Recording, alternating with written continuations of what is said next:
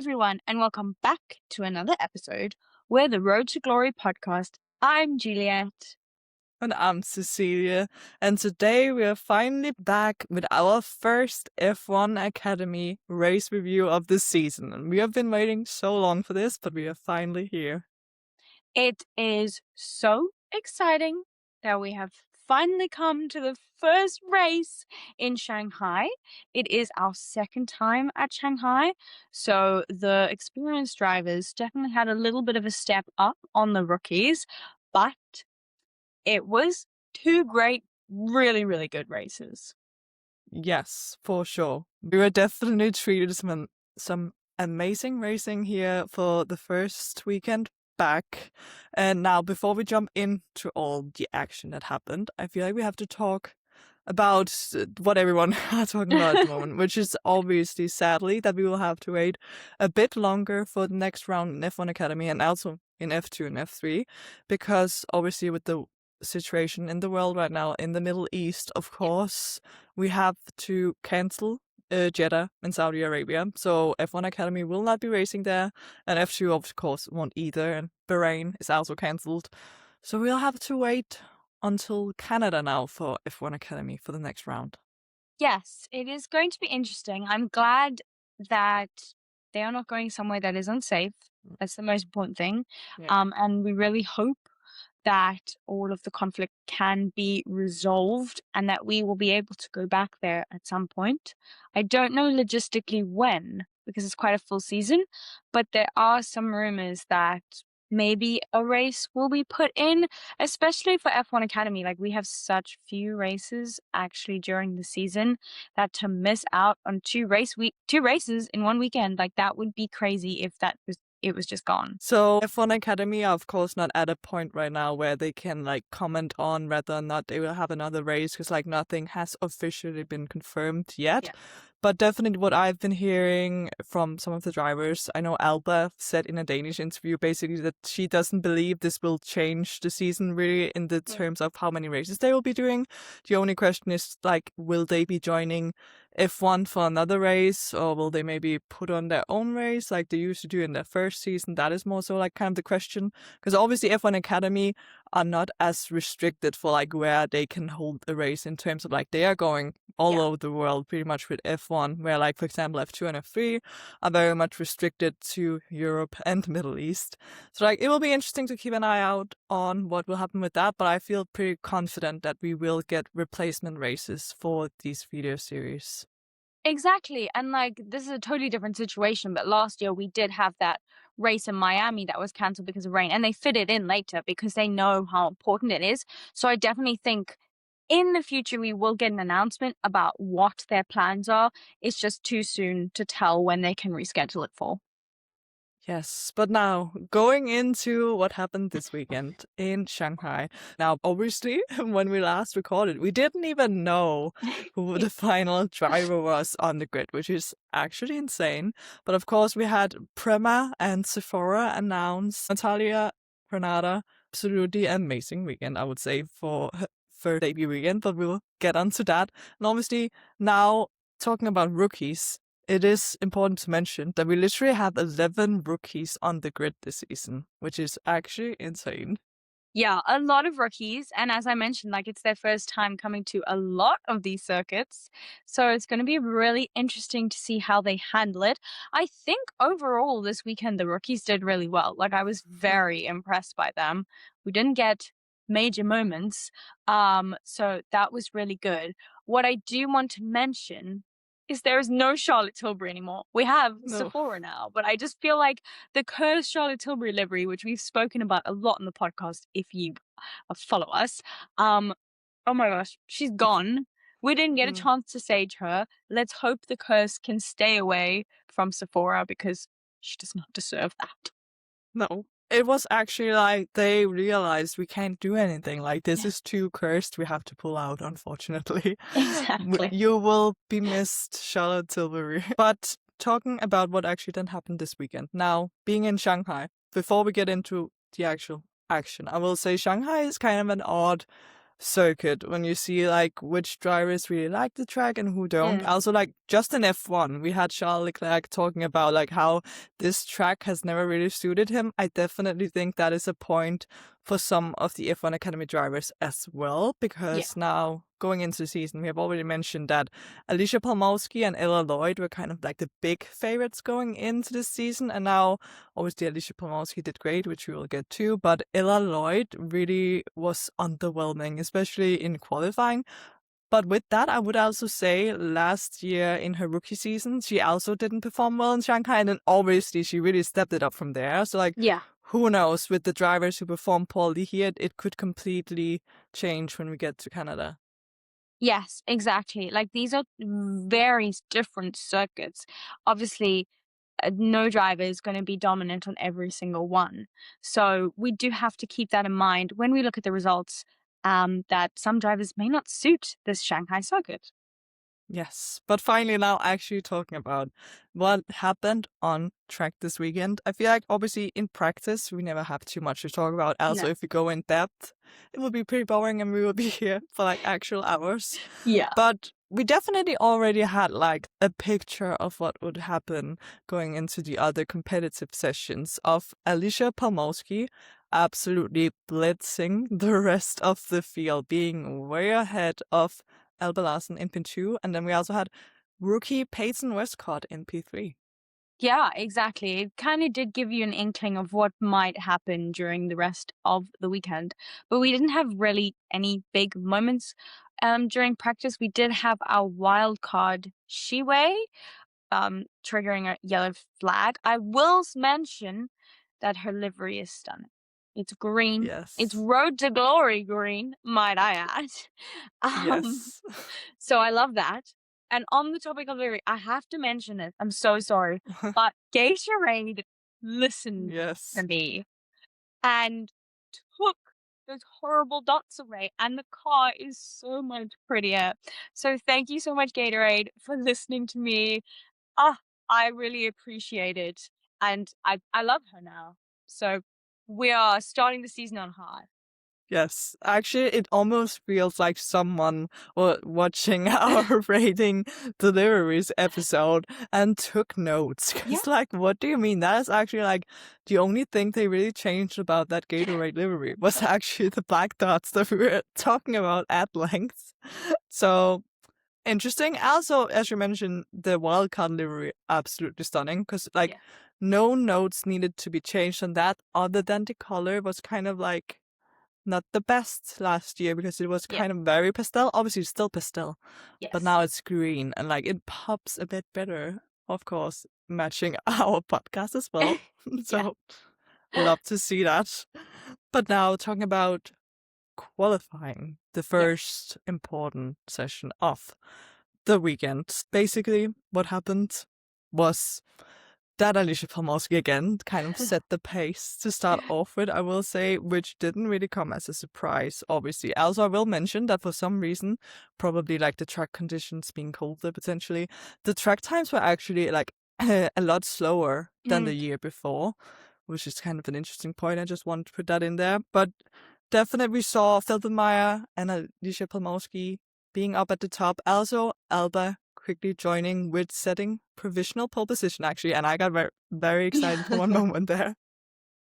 Yes, exactly. We were seeing those returning drivers Yeah. kind of showing what they knew about the circuit because they do have that one up on the rookies. But we got those first flying laps and it was interesting. And then if you don't watch F1 Academy, we usually get first flying laps, going back to the pits, putting on a new set of tires, and then going out again. And when we got out again, we did have Kaylee Countryman actually coming to a stop on the back straight, caused a red flag. She did get going again, but it kind of disrupted the flow. And she unfortunately had to stay in the pits when she got going again. So it was not the session that she wanted. But we did have that disruption, which I think might have put some drivers out of sync of other ones. Yeah, also because a lot of the drivers, I believe, had like made it out of the pits, so always it kind of messed a bit with their normal like warm-up phase, and then having their tires cool down again, Yeah. going out again. But still, alas, kind of as expected, even though we didn't see the full pace of Alicia Pomorski in the first trial run laps, whatever. She very much showed that she was not here to play. She was here to take pole position when we got on the second tire. And again, she absolutely blitzed the whole field, setting pretty much 4 tenths, I believe, Yeah. down to P2 with Alba Larsen. Now, she didn't really improve that much on her second set of tires. That was also like a note from her that she didn't feel like she got as much out of the tires as she could have done. But still, it was enough for P2 for her. So I'm happy with that. And then we kind of had the same picture as like on the first one, because behind Yeah. Alba, it was very close, I will say. Like, it was really just Alicia Pomorski completely being on another planet pretty much. And Yeah. then it was like close uh, from Alba and down. So we had Emma Felbermayr in third and Rafaela Ferrara in fourth, which I feel like Rafaela we have to mention, because I really feel like she took a step up from her rookie Mm. season going into this year. Absolutely. I'm really excited to see Rafaela 'cause she had a couple of races last year which she struggled with, but I do think the coming to the tracks already is going to put her ahead of Yeah. others and then she can work through it. So I'm really excited to see what Rafaela can do this season. Yes, I completely agree. So now we have talked about the experienced drivers, but right after the experienced drivers, we had our best performing rookie in qualifying being Peyton Westcott, who honestly I'm really positively surprised. Mm. Now we talked about Prema, how we don't have as much faith in them this season, but Peyton said, you know what, actually I am Yeah. here to like prove you wrong, and she qualified very well. I was actually positively surprised because I was going in with no expectations. I like to do that with the rookies. And I was really happy to see her up there. I mean, we did still have Lisa Billard in P6, which was our second highest rookie, and Natalia Granada in P7. So we did have quite a lot of rookies up there, which is so good to see, especially as I mentioned, they haven't been to this track before. So maybe Prema aren't maybe they knew what they were doing. Like, I don't know. I Yeah. feel like I kind of doubted them a little bit when they didn't go with a returning driver, but who knows? Maybe this all rookie lineup could actually be really good. Yeah, definitely seems that way so far. Now going into race run. Race one is of course the reverse grids race, which I have to mention before we go into actually who started from pole. We had Ava Dobson Oh, qualifying in P9, and like, let me tell you, qualifying P9 is literally the worst and most annoying place to qualify, because you just know, had she just been that little tiny bit faster qualifying in P8, she would yeah. literally have been starting from pole for race one. We were so Oh, what close. could have been? What could have been? It was so close between her and Nina Gateman. Obviously, we had Nina starting on pole, and Ava was still stuck in P9 for both Yeah. races. But it's still, she was showing her potential. So I'll take that.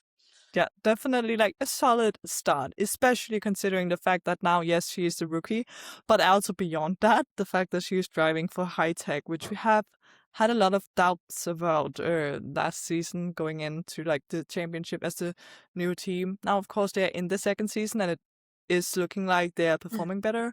Yeah. So definitely like a positive start to Ava, but I'm sure we'll also see more from her and her teammate Rachel Robertson also when we get further into the season. But yeah, race one, we had the starting grid of the top three being Nina Gateman, as you mentioned. We would get some Nina Gateman redemption from last year. Well, for those who don't know, she also started from pole, I believe, or at least she Yeah. led the whole race pretty much Yeah. until she had a technical failure, which made she did not finish the race. So like she had something to like show like this is my time again now. Now I will take that win. And then surprisingly enough, Natalia Granada in P2 for Prima, who is like pretty much the most inexperienced driver, I think, Yeah. because this is like her first season in single seater. So very interesting to see how well she did. And then again, rookie Lisa Billard in P3. Yes. These had the most awful start, though. It Yes. was horrible. I think she dropped all the way down to P8, and I was like, Yeah. "Okay, you're a rookie, like, you're gonna have these mistakes on the start line." So, yeah, unfortunately, Lisa did not have the start that she wanted. No, it was very unfortunate to see her drop all the way down. Not all the way down, but like Yeah. quite a few positions down from starting P3. But other than her bad start, I would say Nina and Natalia from the front row both had a really solid start and like very much kept their positions. And then pretty shortly after that, Nina was definitely able to like stretch her legs and pull slightly away from Natalia, but really never at any point did Natalia seem like she was challenged either. Like she had very much that P2 position under control as well when we had experienced driver Rafaela Ferrara coming up to P3 after that poor start for Lisa. Yes, exactly. We did have a bit of contact between Matilda Potts and Shiwei at the back of the field, had to pit for a new front ring, which was not ideal for her. I feel like it was not Matilda's weekend.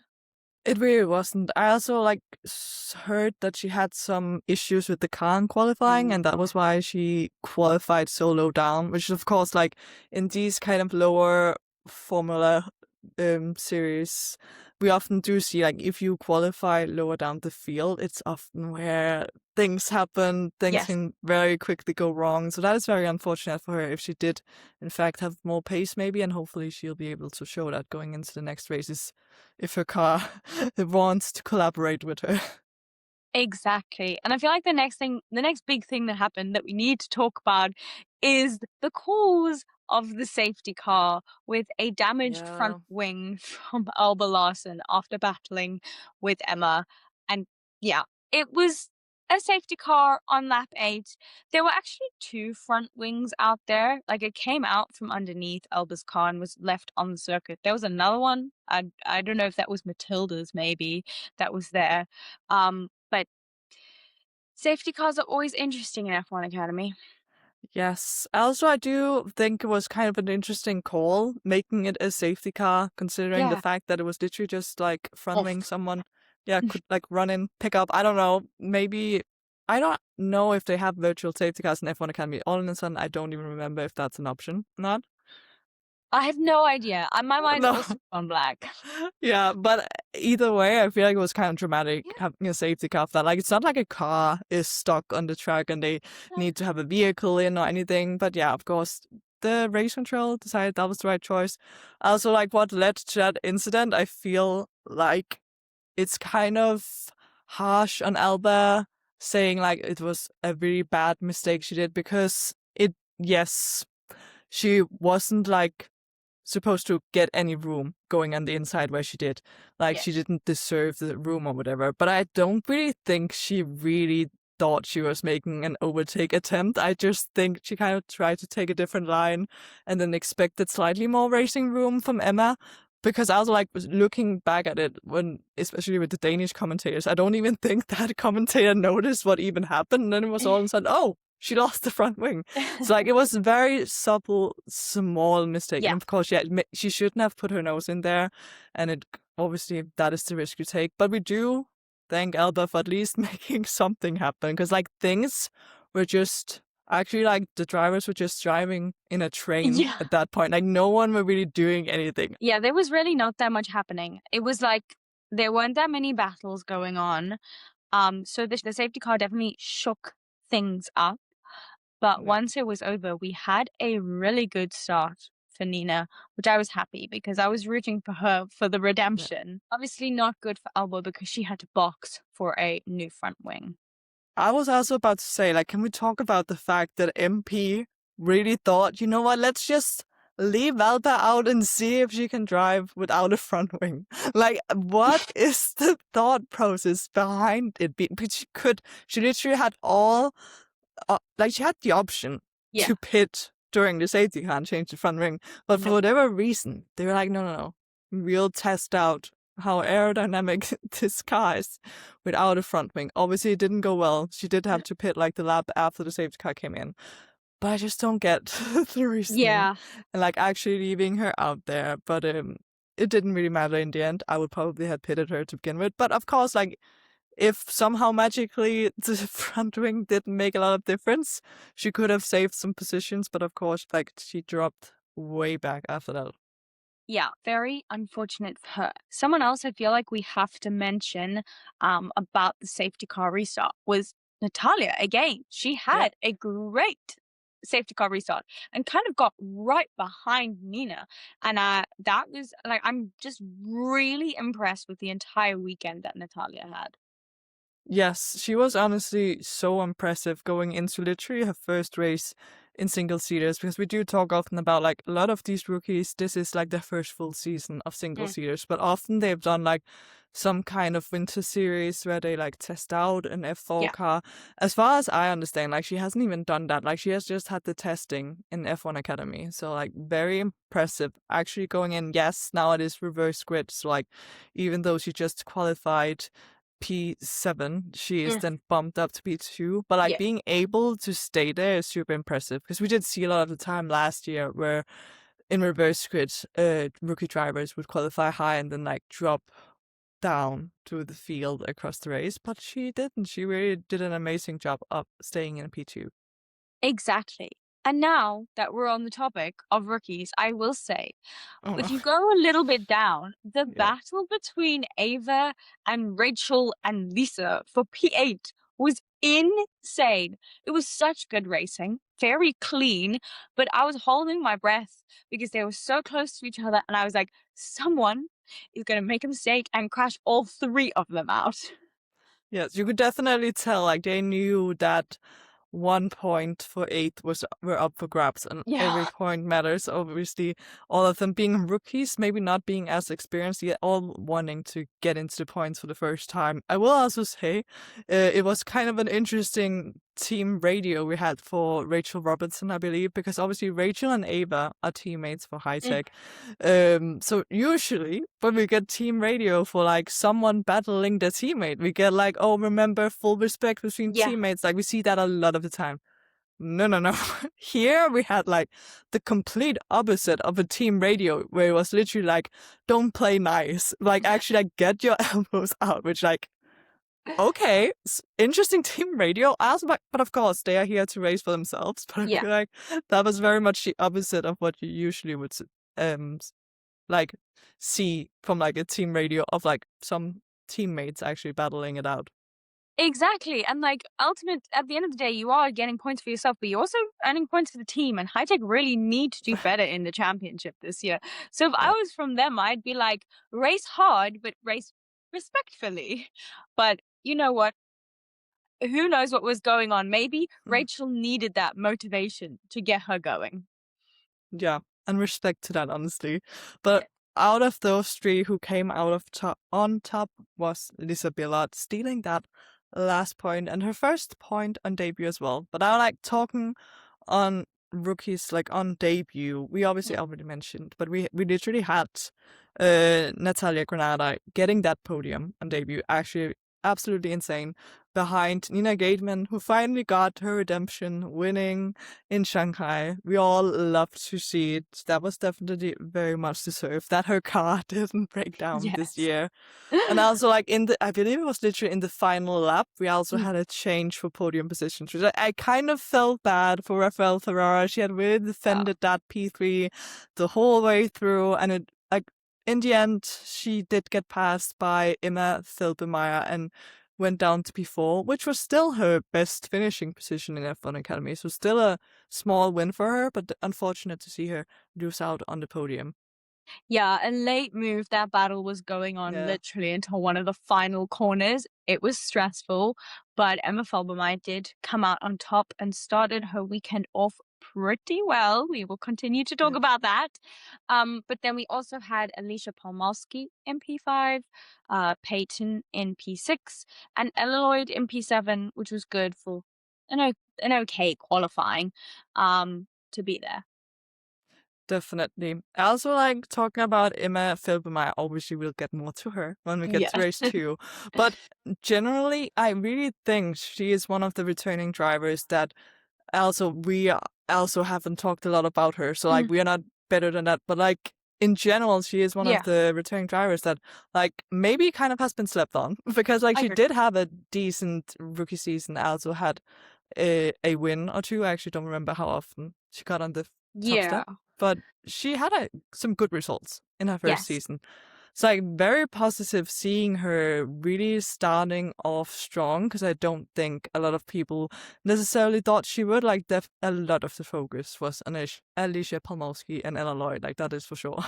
Yeah, I saw an interview of her or like a headline or something where she was like, she hopes that she is now in the conversation after the Yeah, weekend that she has had. So I do think she has been slept on, even by yeah, us. So yeah. it's really good to see her putting her name out there and being like, I am one to watch.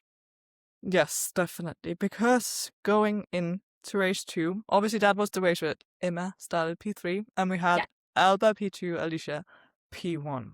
And already at the start of the race, I had my dream start. I'm actually surprised we made it this far without talking about this. Because, of course, for those who have not watched our season predictions, I Yeah. was bold and I did say Alba Larsen for Drivers' Champion, which I know there is some way for that to be a reality. But her qualifying P2 looked great. Yeah. Her literally taking the lead on like into turn one in race two.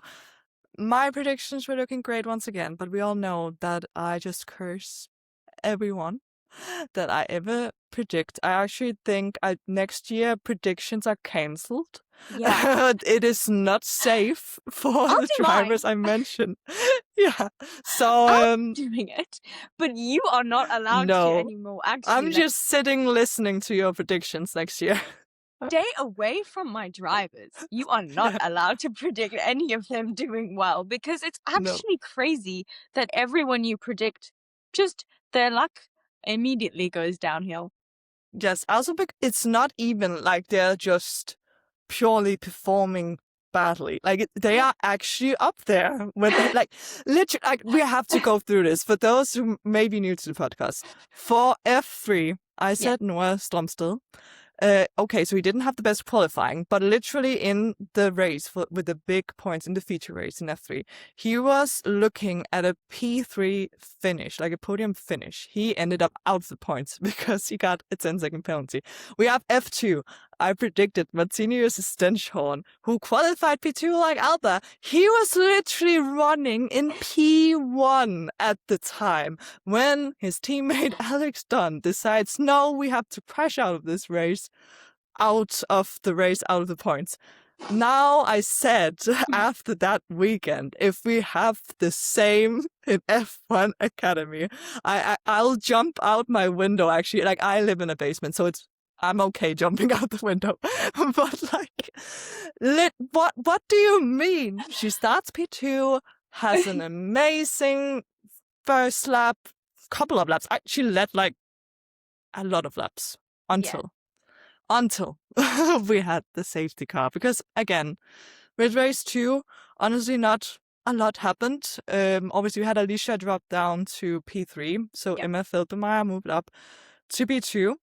We had some great battling with Nina and Ella moving up the field as well, starting P10 and P8. So like they got up in the mix behind the top three as well. Then we had, unfortunately, now we also talked about Natalia Yeah. Bernarde having such an amazing debut. She had like a small moment with Rafaela Ferrara, which also broke her front wing. And like Prima and Natalia knew, you know what, you break your front wing, you actually Get pit. Yes. So she pitted immediately, right choice. But Yeah. that also like very much ruined her race. But other than that, it was like a fairly quiet race. You know, Alba kind of checked out from like the battle behind her with Emma and Alicia who were battling. After a little while, when they saw they started to lose time, they did like calm down and started to actually hunt down Alba more. So the gap Alba had created definitely did went slightly down. Until then, we get the safety car with Jade Jacket completely messing up her braking into the hairpin, goes straight into the back of a driver we actually also have to mention, talking about my predictions. I mentioned Esme Kosterman as the best rookie. What happens? She has a terrible weekend. Gets crashed out of the race, no fault of her own, and I feel so bad for her. Oh my. Literally just being taken out. Yeah, she was just trying to go do the corner. You could see Yeah. she was starting to turn and Mm, absolutely gets clattered into in the back by Jade. Obviously, a rookie mistake. Jade, after the race, actually did get a 5-place grid drop for the next race she participates in. We're assuming that's going to be Canada, after colliding with Esme.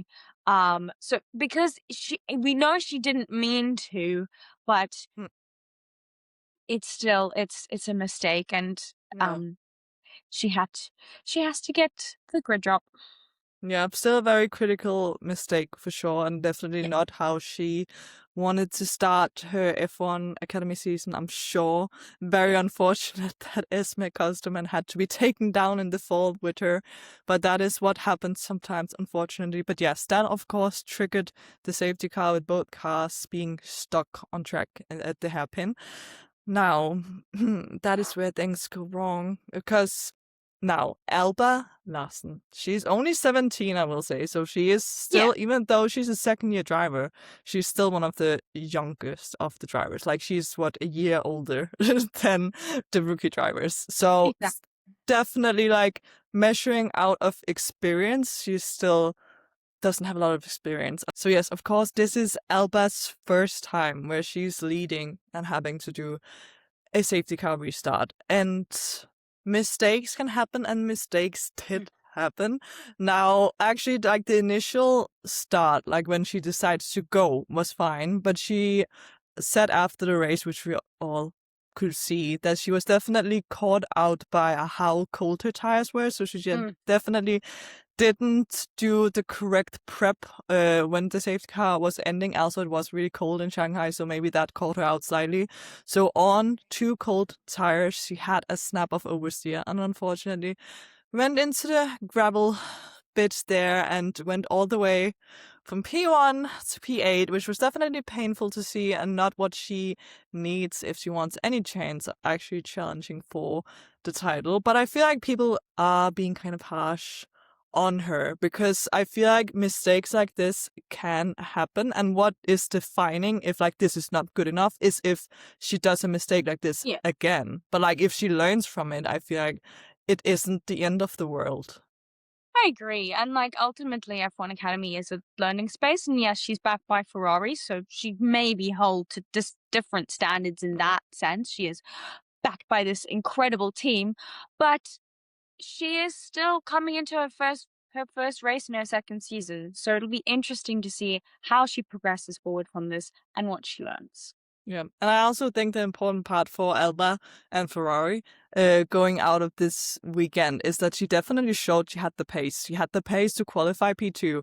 She Yeah. had the pace to lead a lot of the race, and then that one mistake is what undoes everything for her. And I'm sure she'll learn from it.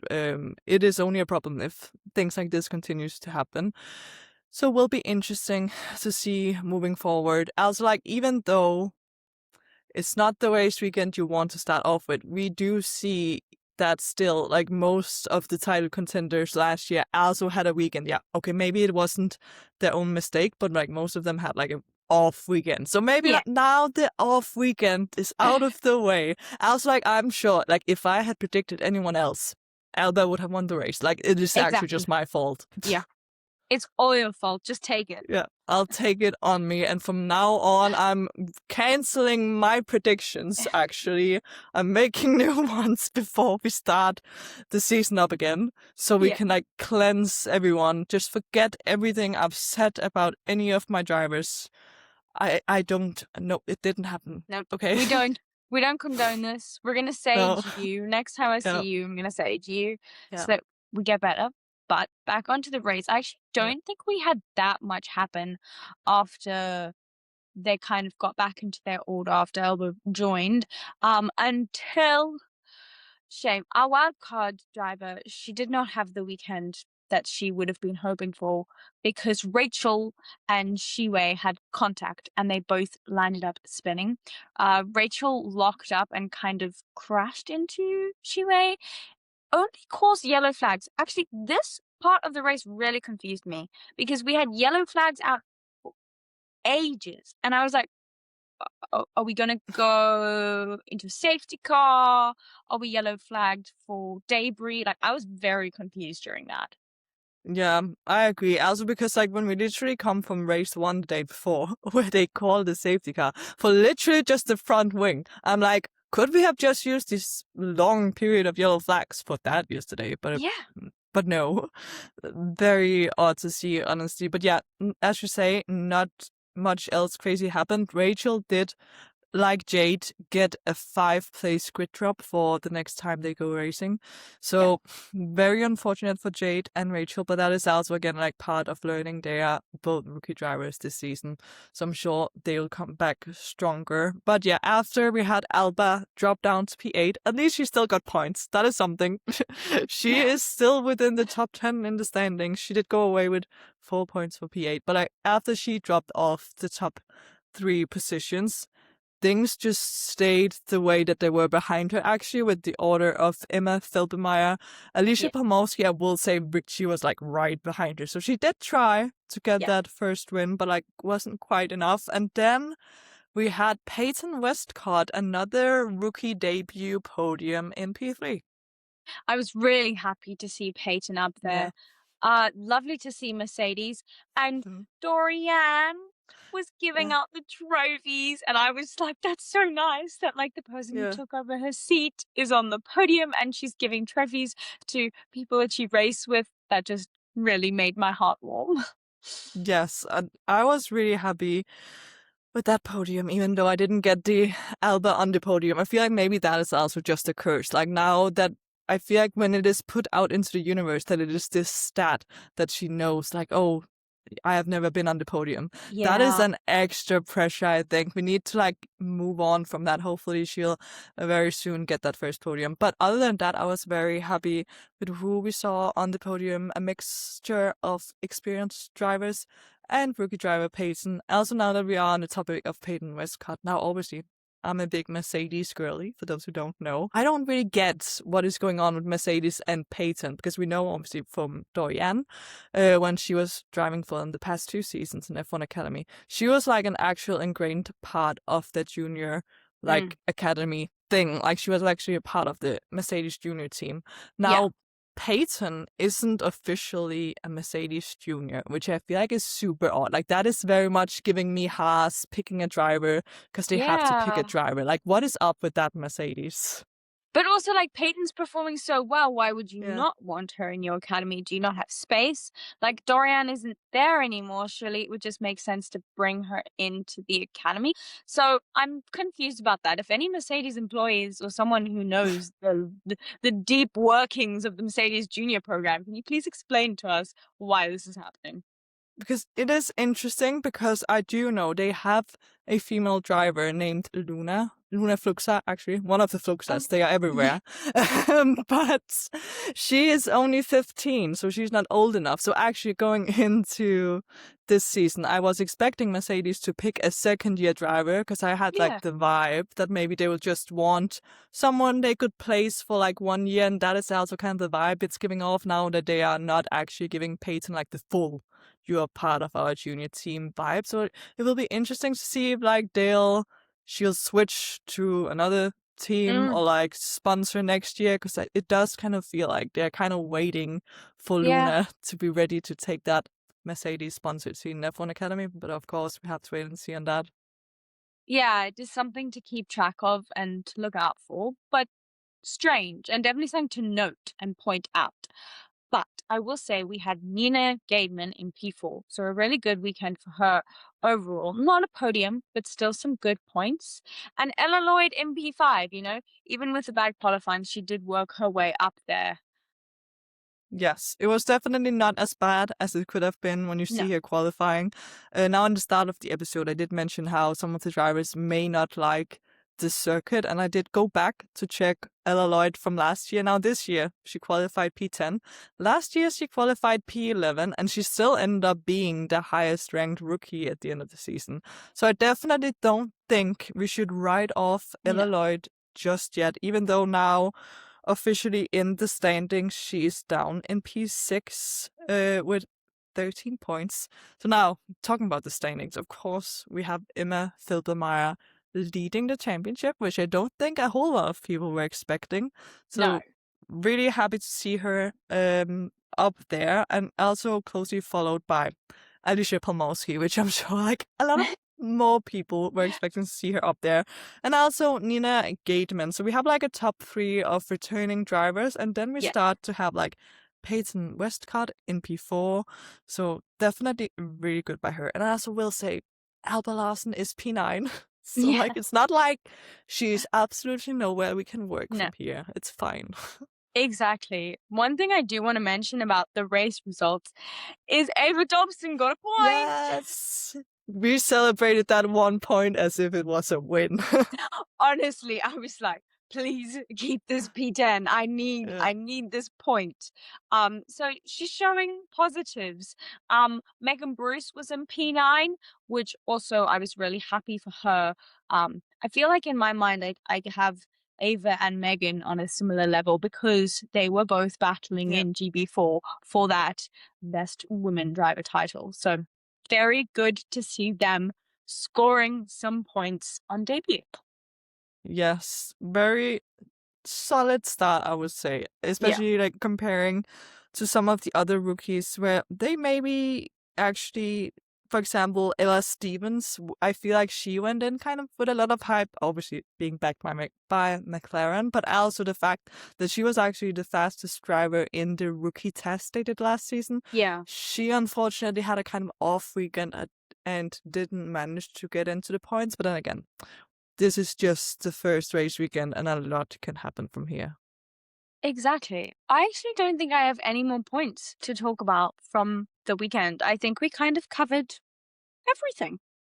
I think so too. And like if there's something that you think, oh, how did you not mention this?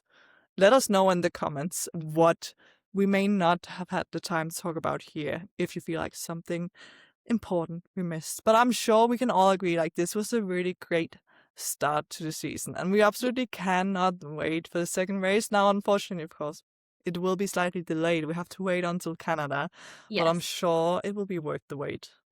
Absolutely. I would like to mention if you're not subscribed, you should subscribe. We recently hit 100 followers, so thank you very much for that. Still in awe over that. But we do have Instagram, TikTok, Twitter, everywhere. So find us. Make sure to click the links below for all of our socials. But we're not going to spoil what next weekend's episode will be about. You'll just No. have to wait and find out because we do have a little bit of a break with no actual on track racing. But don't worry, that doesn't mean we're going anywhere. Feeder Series is always around. There is always so much to talk about. So we are always back every single Wednesday. So make sure you tune in. But I think that is it for this Yeah. episode. I'll stop yapping and we will see you next time. Bye. Bye.